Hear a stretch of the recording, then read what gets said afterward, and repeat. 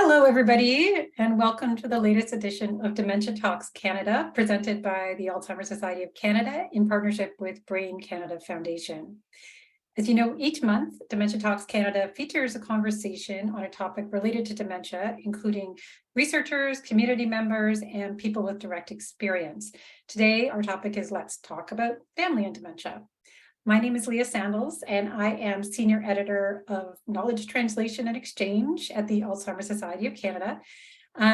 There's also a kind of family-related dementia that my mom and aunt had called progranulin-related frontotemporal dementia. So today's topic is close to my heart and experience in terms of both genetics and more emotional social aspects of family and dementia.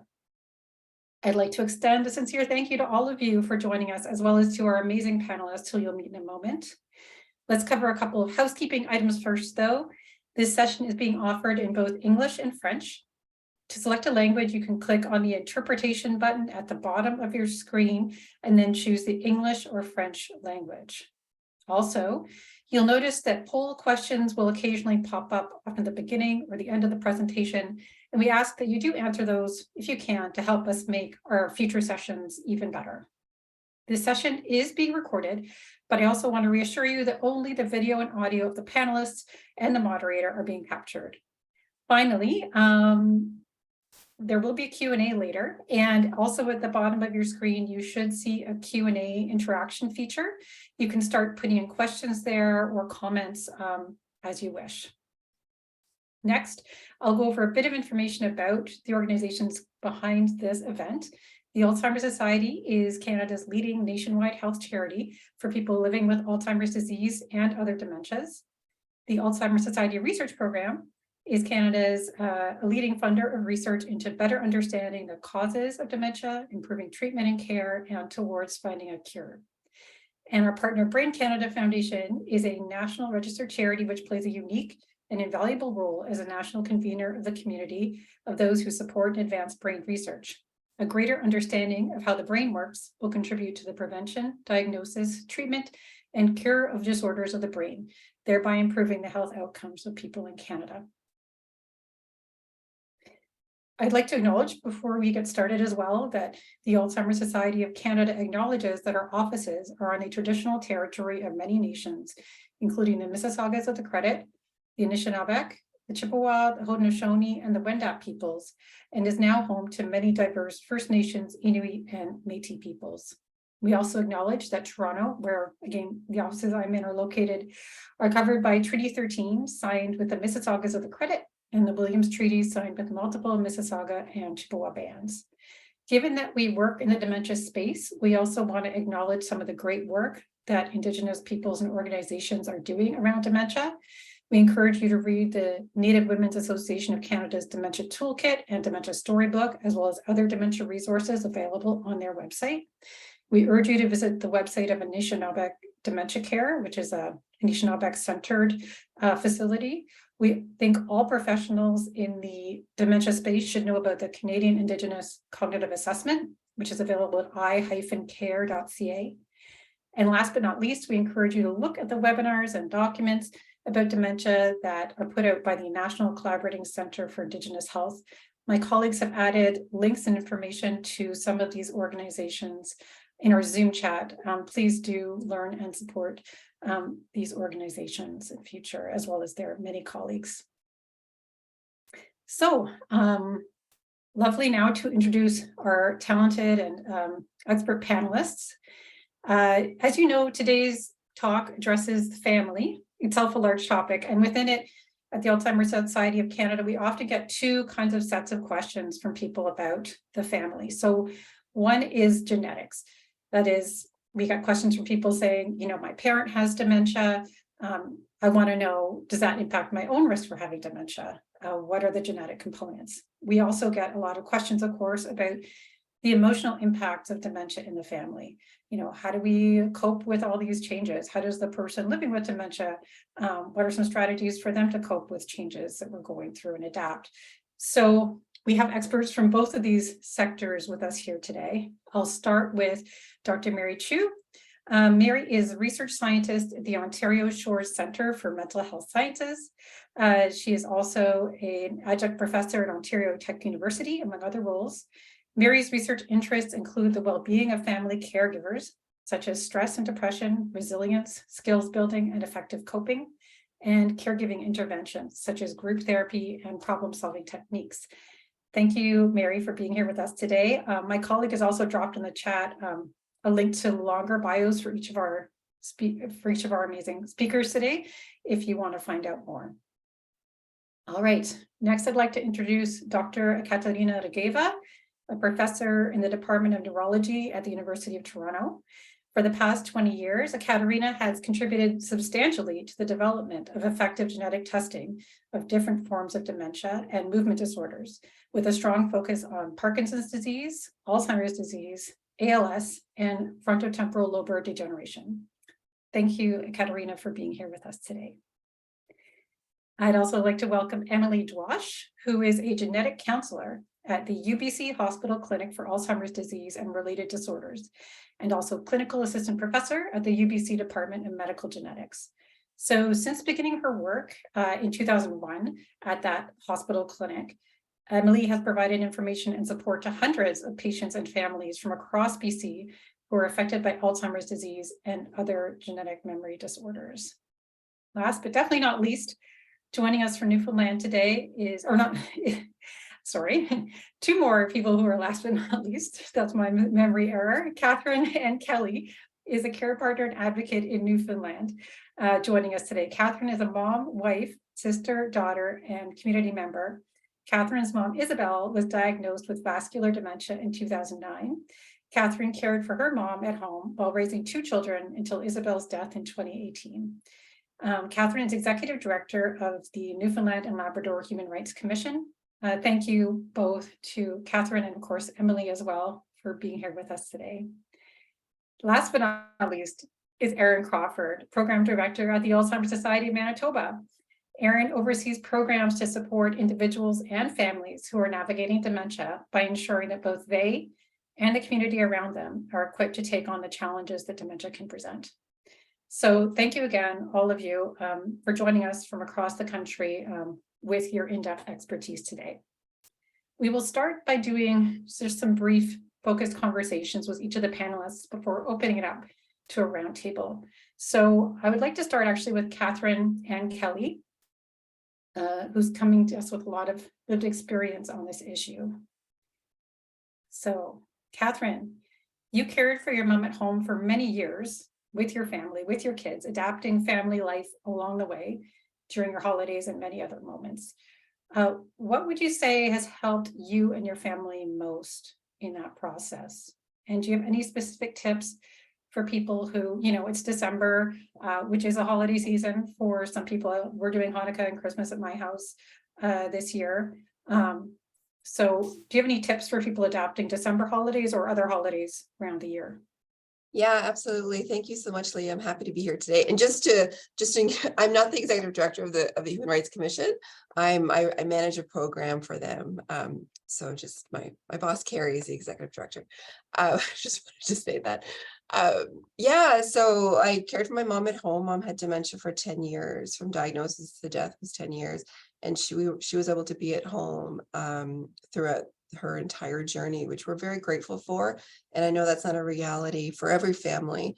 And so what I can say is that the holidays, I mean, I don't know anyone out here who's a mom or who has kids, but I don't know how my mother did it.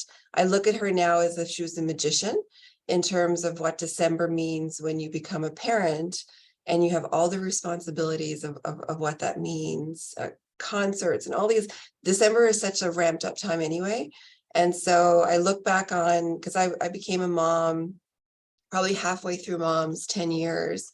And in the beginning, you know, our first Christmas, we didn't really change much. And we just thought, okay, we'll roll on into this. And it was hard. It was so hard. It was hard for mom. It was hard for us because she found it really difficult in large group conversations. She'd kind of get lost in those group conversations. She found it really difficult to process what was being said and to follow along. Some people were sort of awkward on how to bridge that transition. And then the going, you know, a lot of people have traditions for every day from that 23rd to the 1st, and mom needed downtime. We needed downtime. We needed time to just, you know, so I think the first year was learning by it being hard. And then we really leaned into the idea of just giving ourselves the grace to change traditions. I say that it's one simple sentence, but I know that it involves a lot of emotion, and it is hard. It is hard to kind of go, you know what, we need to do something less this year. We need to do something different, not even less, but just different. And so it's just that permission to look at your traditions and recognize that they have value and they are loved, but in this season of your life, it's not going to bring you joy. And it's okay to let it go. And I know that okay is not an easy word. So that's what we did. We really shifted. We shifted how we did Christmas dinner. The lead up to Christmas, you know, mom gifting people things and sending Christmas cards was important to her. So I would sit down and we would do up her list, and I would go buy the things, and I would sit down with her and I would wrap the presents with her, you know, and so that adapted. And then as my life got busier, I wasn't able to do that, the shopping for 2 people, you know, when I got kids. And so it's a lot of evaluating what you have energy for and what's best for the health of everyone in the family, and being okay to let it go and letting people know, I'm going to say yes, but an hour before I might call you and say, I can't do it. And so just giving yourself permission to cancel and back and stay in when you need to. And so that's what I did. I would do that with friends and family. Like, you know, we're going to try and get there, but don't count on us. We might not be able to, or we may have to leave shortly after. And so it was better for us to put that out there. Thanks, Catherine. Yeah, I remember when we've spoken a bit earlier this month, you also talked about like moving the holiday meal into your mom's room, or the gift opening ritual into your mom's room when she was more kind of in a bed, had to stay to her bed kind of situation, or to her room. Yeah, we did that. Mom was able to eat at the kitchen table for many years, and then she wasn't, and then she did, but she was in a wheelchair. And then the next year she was in a hospital bed in her room on the main floor of our house for the last 3.5 years of her life. And so, you know, we had a tree in her room. We had a tree in our living room. We had a tree in mom's room. And so the kids, we would all go in and we would do like the gift opening in mom's room. That's where Santa came, was her bedroom. And we would do dinner in her room. And when people would come to visit, we would do that in a room. And you know, when mom, at a certain point, mom didn't want to get dressed, you know, so she had on her night dresses. And so we all wore our pajamas in our Christmas card, in our family Christmas card, you know, and so we adapted to our reality. And I know that that's not easy. And we just tried to infuse it with a lot of love. And yeah. Thanks for sharing that. I know you also have some experience with seeking genetic counseling advice, but I'll come back to you in a few minutes to talk about that. So we'll just delve into the more family dynamics aspect first with a couple of our other experts. So thanks so much, Catherine, for sharing that. Great. Next, I'd like to talk to Mary Chiu, also on this theme of family and adapting. So Mary, you know, your research focuses on how to promote resilient and effective coping among informal dementia caregivers, which often include family members. So what are some of your key findings so far you really want people to know about? Yeah, so I'm really happy to be here, and so glad that you started with, talking with Catherine. And thank you so much, Catherine, for sharing your experience. And you are an example of how resilience is being built, actually, adapting to the changes and, having creative ways to cope with the, it's difficult, right? But then, how you can kind of have that resilience. So the two concepts, resilience and coping resilience, is when one is faced with adversity or stressful or difficult situation, they would have the strength and capacity to rise above it. Coping is more practical, and it's about the strategies and the tools that one would use to handle this the stressful situation. So some strategies in terms of coping may be more effective than the others. So in the context of taking care of someone with dementia, one may encounter, let's say, expressive behaviors displayed by the person living with dementia, such as, asking the same questions over and over again.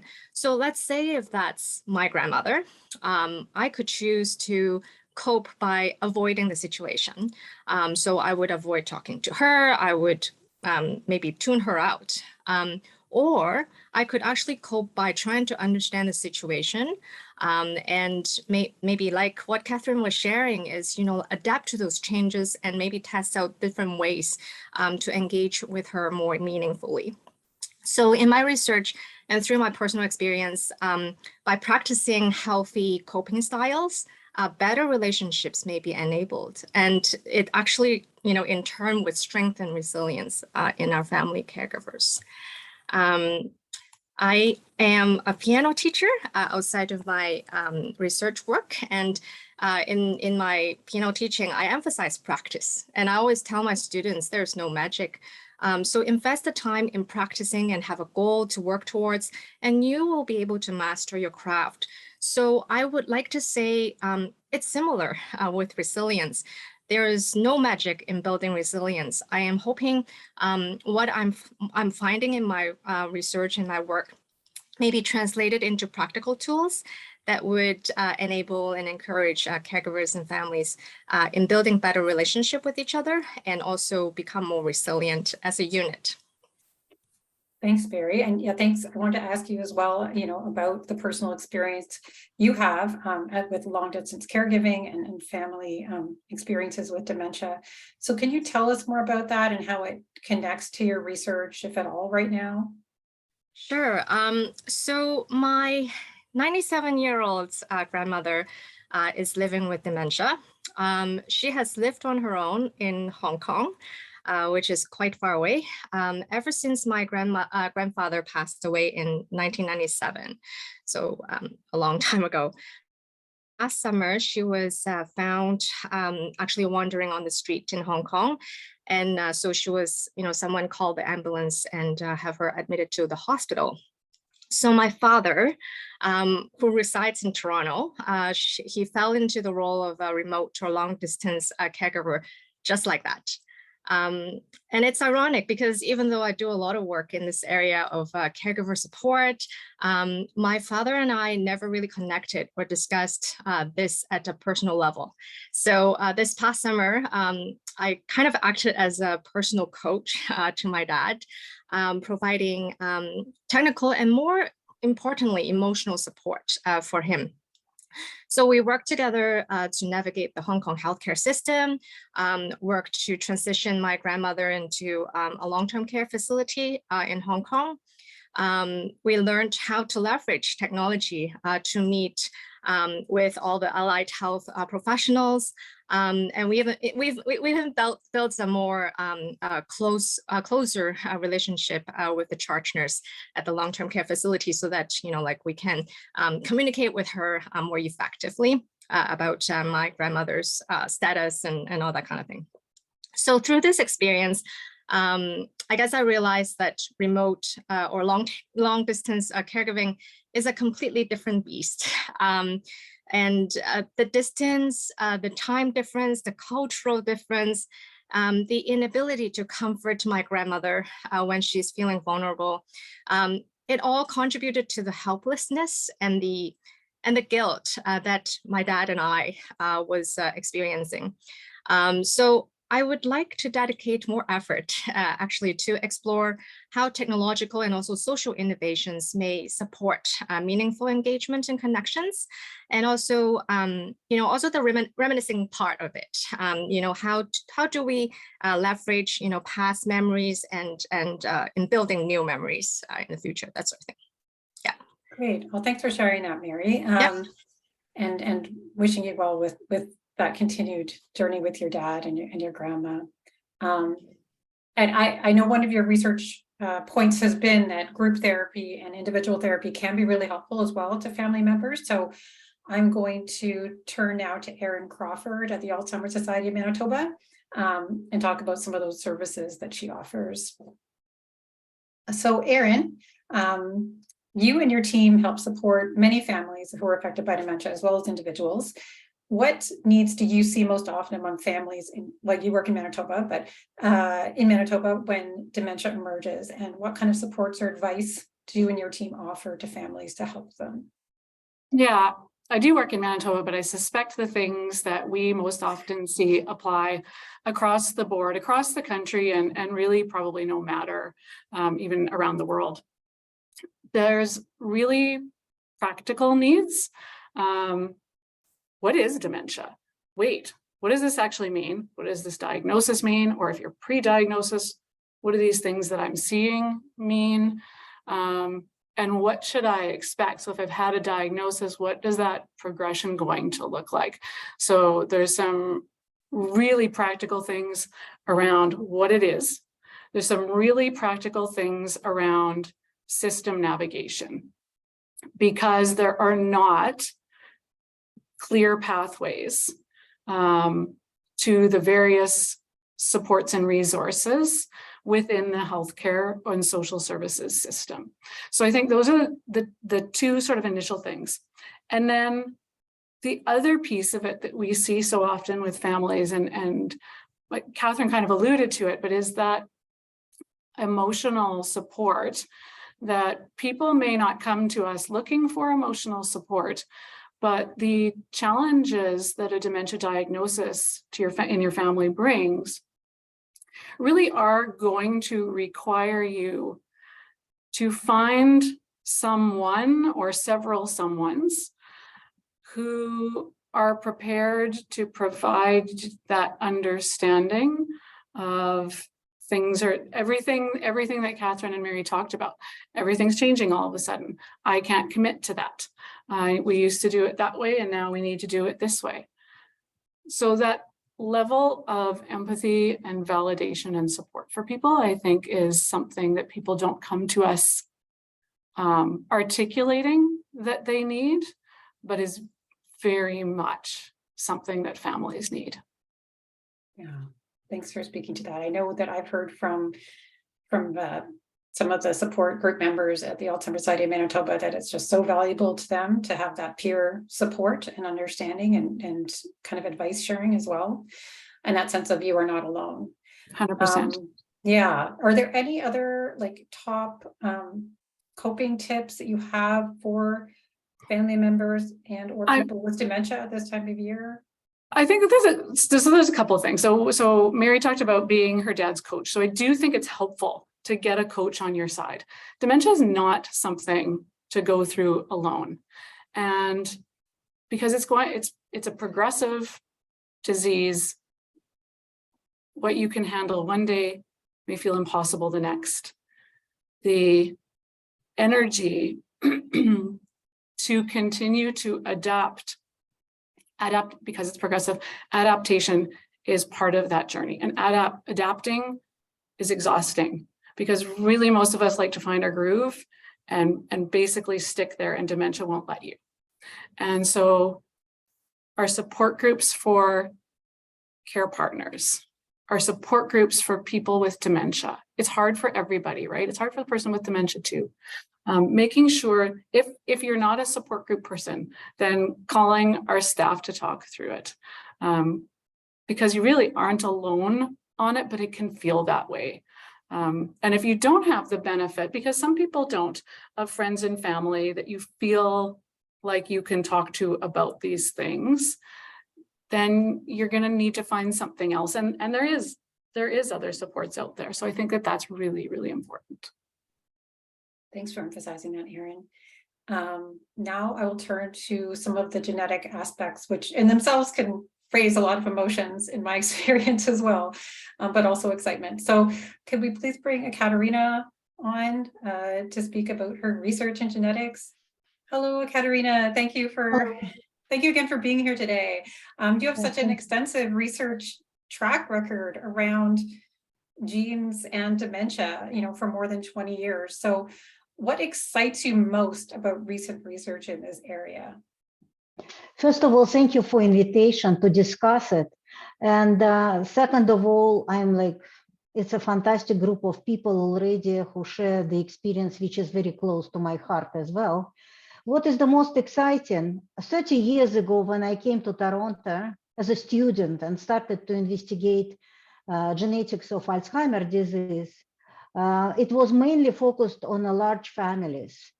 And since then, most of them actually explain some progranulin mutations found like in your families, or presenilin mutations, which was cloned in our laboratory.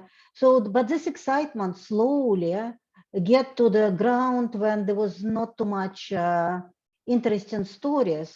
And then geneticists actually realized that this single gene mutations do not cover all the cases of genetic cases of Alzheimer's disease or Parkinson's disease.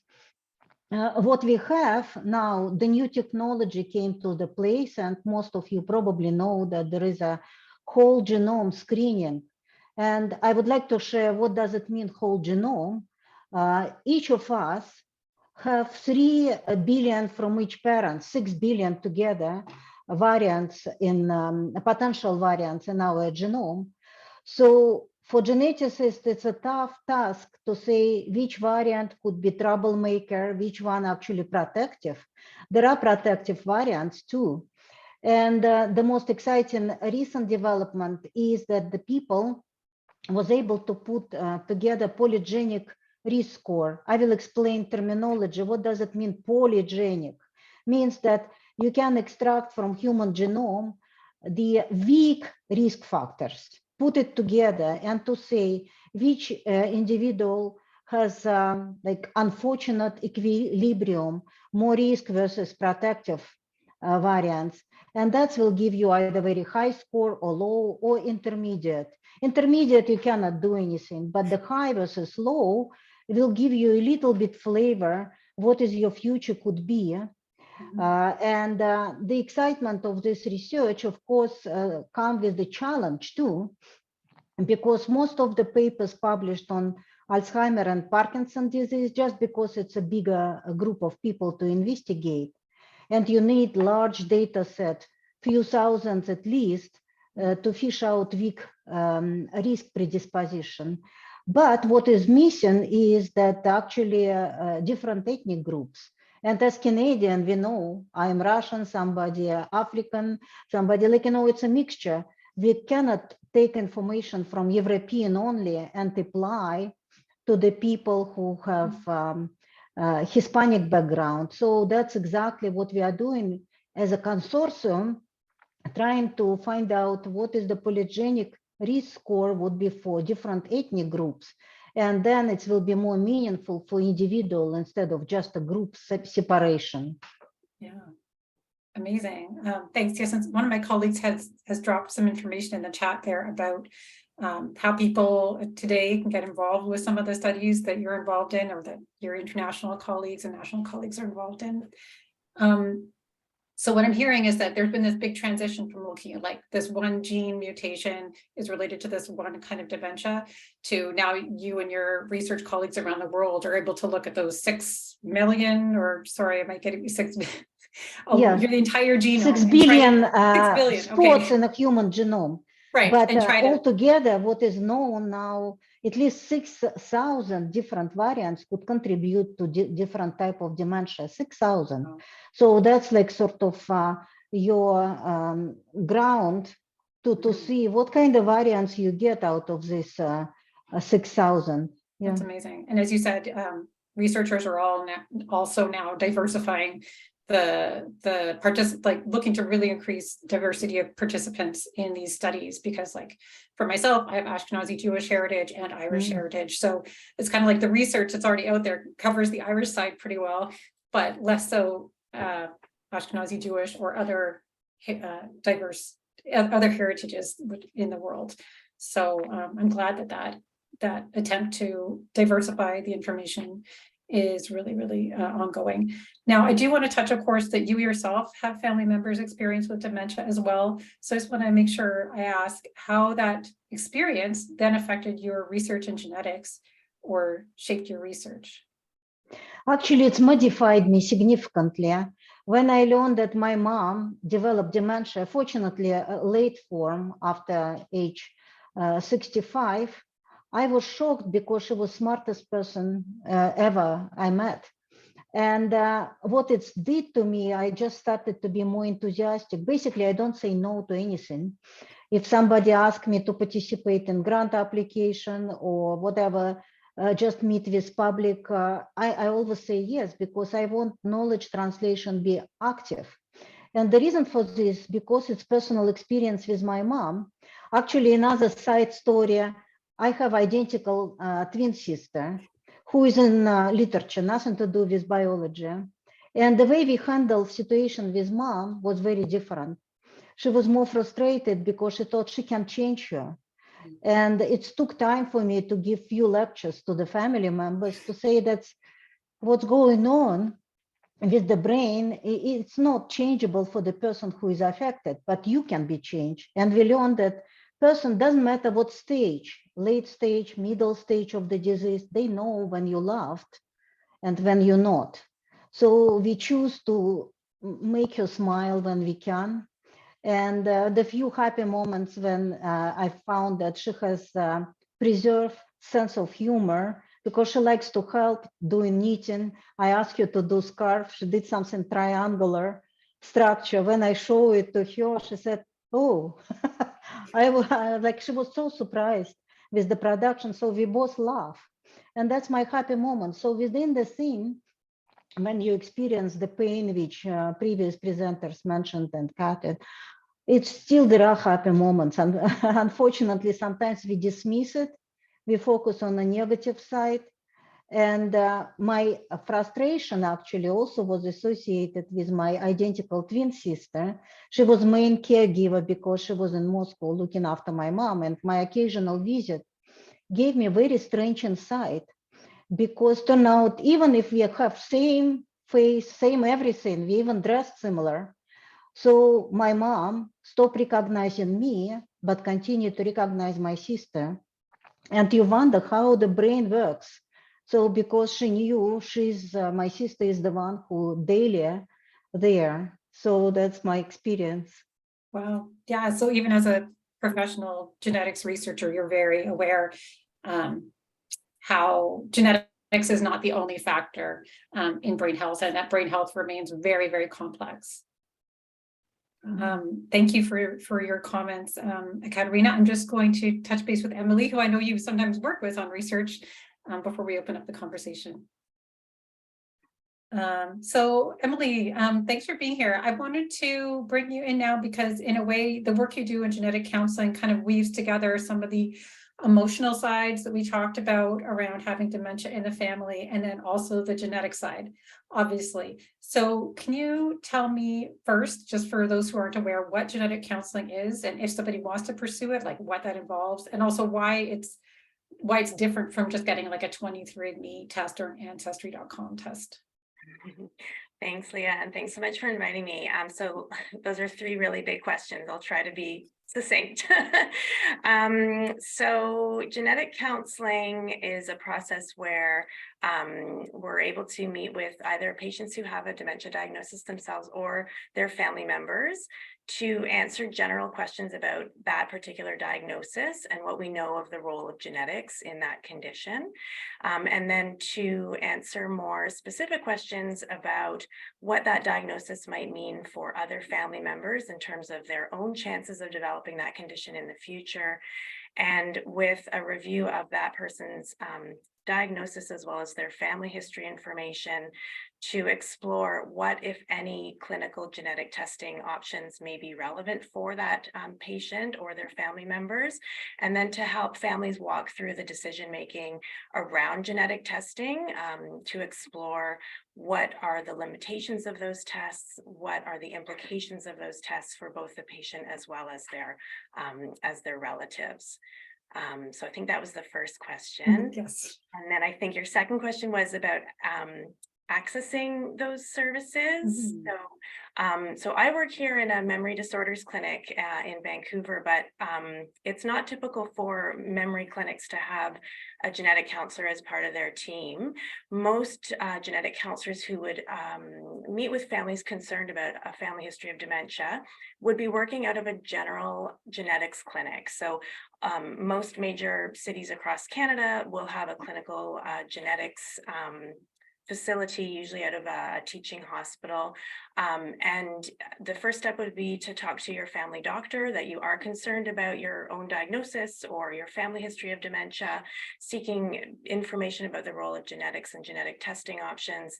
And then you would be referred to a genetic counseling service in your community. And then I think your third question had to do with the difference between seeking out that formal genetic counseling service rather than pursuing genetic testing through direct to consumer companies such as 23andMe. And really the concern about accessing testing through companies like 23andMe is the limitations of those companies in terms of what genetic information are they actually providing the individual about specific dementia related genes? And are those genes even relevant to your own diagnosis or your family history? And what is the actual clinical significance of those particular genetic changes? They tend to offer testing of genes that don't directly cause dementia, but may play a role in a person's predisposition or susceptibility to developing dementia, but they're not telling the whole story. And so the information can be misleading. Yeah, that's good advice. Thank you so much. And I remember when we did speak earlier this month, you said one thing that's really changed in your field is that people are now much more open to genetic testing than they once were, in your experience, for dementia. Yeah, I've seen a big shift in the last 5 or 6 years, I would say, in terms of the uptake of clinical genetic testing in this area. And I wonder if part of it is because of companies like 23andMe, and we're always sort of made aware of this availability of genetic knowledge, and maybe there's more comfort with that option of knowing about genetic information. And I think people are also mindful of the research that's happening in the world of genetic forms of dementia, and recognizing that maybe knowledge of the role of genetics in their family's condition may open up access to specific clinical trials, maybe not today, but maybe down the road. So yeah, it has been interesting to see that shift. I think another contributor is the explosion of genetic discovery that's happened, especially in the world of frontotemporal dementia in the last decade or so. We've just seen so many causative genes identified in that relatively short amount of time. And so there's more relevance to pursuit of genetic testing, and the costs have come down, which means probably more access, more funding from the provincial healthcare system. So probably lots of different contributors. And yeah, and Chris Hemsworth most recently. And Chris, yeah, which is great. I love his example. And I'd like to bring everybody back now here to our panel, if I may. Thanks very much. I'll just say briefly, I know, Catherine, that you did pursue genetic counseling and you found it helpful, I think you said. Yeah, so at a certain point, probably in 2017, I talked to my family doctor about the fact that I wanted to do genetic testing to see if I was a carrier of, and our family also had been identified as a carrier of a cancer gene. And so we were going to be able to access testing for that. And so I was referred to genetics. I met with a genetic counselor, and around the two issues, the cancer and dementia. And I met with her for about an hour, and it was and so because my mom was diagnosed over the age of 65, it's probably different in each province, but here in Newfoundland and Labrador, because mom was diagnosed, or she was 70 when she was diagnosed. over 65, I didn't have access to it. So I would only have been able to have access to public testing, publicly funded genetic testing, if mom had had early onset dementia. And so I mean, I could have went to a private clinic, I could have done that, but the conversation with the geneticist was just really interesting. She's like, well, how would this change your life? What would it shift in your life? And I'm someone who likes to know. Like I really, like I love having all the information. But she just, you know, she asked, like, how would it change your life? What would you do differently? Well, how do you think it would impact? And I've thought a lot about that. And I thought, okay, that, you know, everyone talks about like eat healthy, reduce your stress, exercise. And I'm like, well, I kind of need to do that anyway. And so I was okay with leaving it. I'm like, I did the cancer one and I'm not a carrier. But I left that. And so for now I'm okay with that status. Maybe in 10 years, it'll be different. Maybe when my kids are older, maybe they'll have questions in a different way that I have right now.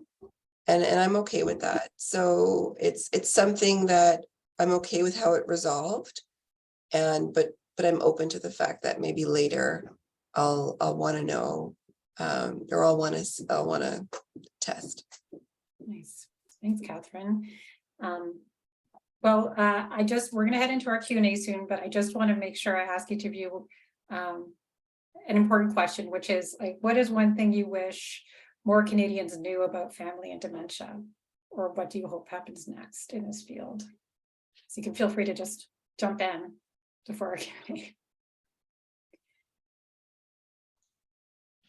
If I may, so because again, my experience with my own family, right? I found how effective the emotional even commitment to the affected person could be if you have more knowledge. So what you do now to make sure that people are aware of the research, etc., that could be very helpful for Canadians. And there is also another way, it's to participate in research, not just to get the knowledge. And nowadays in Ontario, there is a special, perhaps you already shared the link with ONDRI initiative or CCNA initiative. It's a consortium on the level of provincial and national level, try to understand what is behind the dementia differences, commonality, genetic tests, which is applicable or not for particular set of diseases. So people who have this maybe desire to participate, now there are avenues within Canada to be involved. And that's my kind of answer. That's great. So engage more research, distribute more research, and participate in more research. That's great. Anybody else? Top things you want Canadians to know about family and dementia? I just want to echo Katerina's response. It's, the ability to, participate and co-design some of the support and the programming for both the person living with dementia and also for the caregivers. We are catching up, in Canada, in a lot of the research around preventive medicine and also, treatment regarding dementia. But there is still a lot of work that we can do in the meantime to support family members who are providing support to the persons living with dementia. So I would like to see, in this field, more advocacy for the work that's done by caregivers and making their effort more visible and making sure that they are also supported because, like my father, for example, he, kind of fell into the role and with no sort of understanding, the, like Erin was saying, what is dementia? There is a very little skill set and knowledge around that and how and what do I do as a caregiver really, so and also inviting them to kind of co-design the programming, the innovations, like their voices need to be incorporated in this. And the last thing is cultural diversity and also sensitivity to the programming design as well. So that's what I would like to see. That's great. Yeah, centering caregivers and I'll maybe take a crack at that one too. okay. I know you said one. I have like 85 things that I would like Canadians to know about dementia, but I probably top two. One is that dementia is not just memory loss, because to the extent I think that people have any understanding of dementia, it's often associated just with memory loss. And that sets family members up to be really frustrated with some of the other brain changes that lead to other behavior changes that are very much not caused by dementia. And then that makes it hard for them to respond to those because they're angry about it, because they may feel it's intentional on the part of the person with dementia, because they just don't realize that it's more than memory loss. So that would be one. And the second would be, I wish that more Canadians, so at the Alzheimer's study, we have a program called Dementia Friendly Communities. And the idea is really for everybody to have kind of basic level understanding of what dementia is and what it might look like when somebody's out, if they're in your restaurant or if they're on your bus or in your store. And that you would have just a couple of things that you kind of know to do to respond if somebody with dementia is in there and they're struggling in one way or another, so that you can be helpful. And the reason I would make that one of my top two is because if person with dementia and a care partner both feel like they can go out and do their things and it will be okay, no matter if the person becomes disoriented or upset by something, that fear of what's going to happen often causes families to retreat and to their own detriment. But it's understandable. And so if more people, I think, had a basic comfort in how to interact with people with dementia, with a care partner, and appropriate support to offer in casual situations, I think it would be so helpful to those families who have someone with dementia in them. Thanks, Erin. That's a great point. So there's so much I want to say right now. It's kind of like Erin, I have like a list. And so I don't know if I can, choose one thing really. But I will say for anyone, the participants on the call today on this, and I know people will be watching, this will be offered in a recording afterwards. But if you're someone who's just been diagnosed with dementia, or you've been noticing changes and you're not really sure what that means, and you're kind of like deciding who you're going to contact and what that's going to look like, I just want you to know that my mom lived for 10 years and she had a beautiful life, and she really did. And I'm not romanticizing. It is a hard road. There's lots of grief. I'm not sugarcoating that. I'm just saying that, she traveled more after her diagnosis, because my brother lived in Halifax and I lived in Ottawa and in Northern Ontario. And so she traveled for 5 years before we relocated to Newfoundland. And so there was a lot of living that happened. And those, what Mary talked about in terms of resiliency and coping, that requires community support. That requires people willing to lean in and help you be resilient and learn coping mechanisms that are healthy for you and your family. And what Katerina talked about, the laughter when Mom and I cooked dinner together. We tried to I recorded us cooking like a Christmas meal. It was 5 hours of video. I will never watch that video, but I did it because I thought I'm holding on. And we cooked dinner together and we laughed so much because, Mom wasn't sure if this was what we do. And so that laughter has some grief in it. But I have these memories now. I have these memories of these, Christmases where we did things differently. I tell my kids about it. Mom is alive in our home. And I lean into that memory, and it's sad because I miss her. I want her back. but she's not here now, but she's here in our hearts and in spirit. And so, to family members who are listening to this, who aren't really sure what the 23rd, the 24th, the 25th are going to look like,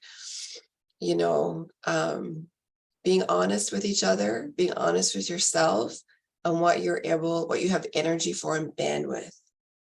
And that's an important thing, being honest with yourself and how you communicate with each other.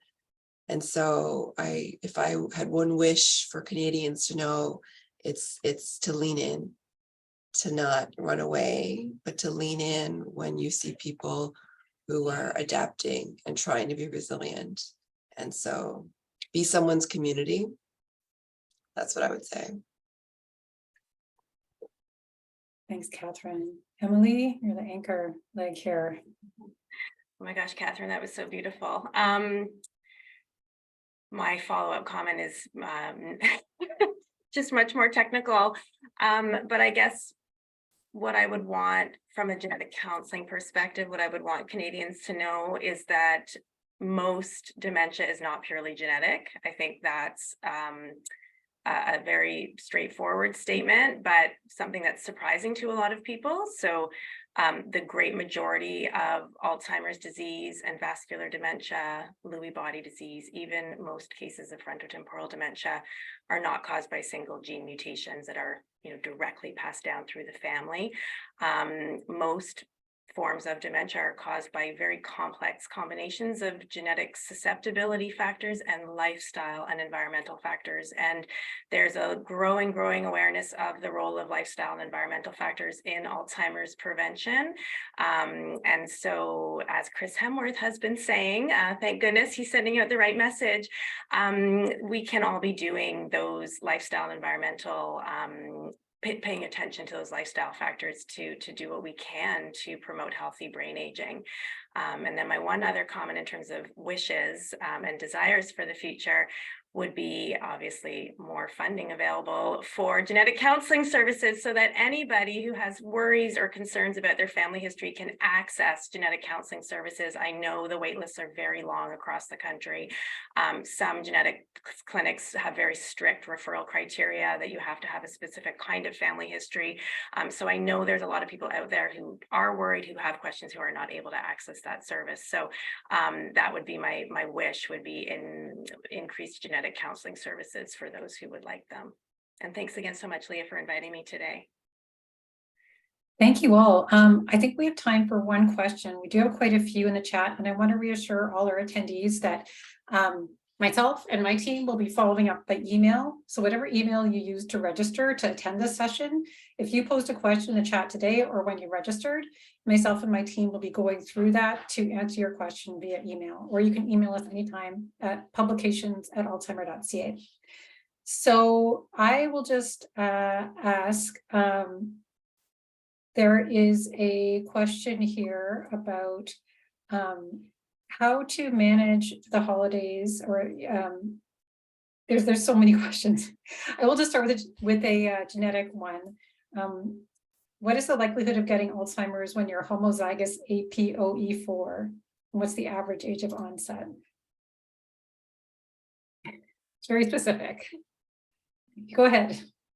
Can I? So it's back to my point that it depends on actually ethnic background and whatever is your general makeup of other variants in your genome. But on average, statistics shows that if you have just one allele, E4, then risk is 3 times higher than those ones who don't have. If you have 2, 9 times higher. But it doesn't mean that if you're homozygous, you will develop the disease. And it's back to the point which was already highlighted. There are other factors, good lifestyle, healthy attitude towards cardiovascular risk factors, how you eat, how you exercise. So even if you're homozygous on individual level, your risk might be minimized. But if you look at the population on level controls, versus people who develop the disease, then it's 9 times high risk. Sounds very high, but you can do, actually, if I have 1 minute, I can tell you what is my favorite research avenue now. I'm studying biological aging, which is imprinted on DNA. When we age, DNA is aging with us through the chemical modifications. So if you're not kind to your genome, on the top of whatever genetic setting you get from parents, you also could modify it in a bad way. Some genes will be highly expressed, some low. So what I'm trying to do now to help to understand who has better setting, like less risk versus higher risk, it's to combine biological agent based on the DNA modifications with the genetic, which we inherited from the parents. Thank you, Katerina. Last point, if I Oh. wish something for Canadian, Okay. to pass all this information to young people, because that's the time when they can be kind to their DNA. When it's like already 60 something plus, too late to be very nice in your Right. attitude towards your body. That's all. Right. Yes, it's a very complicated situation, risk factors, and the earlier you start with your brain health, the better.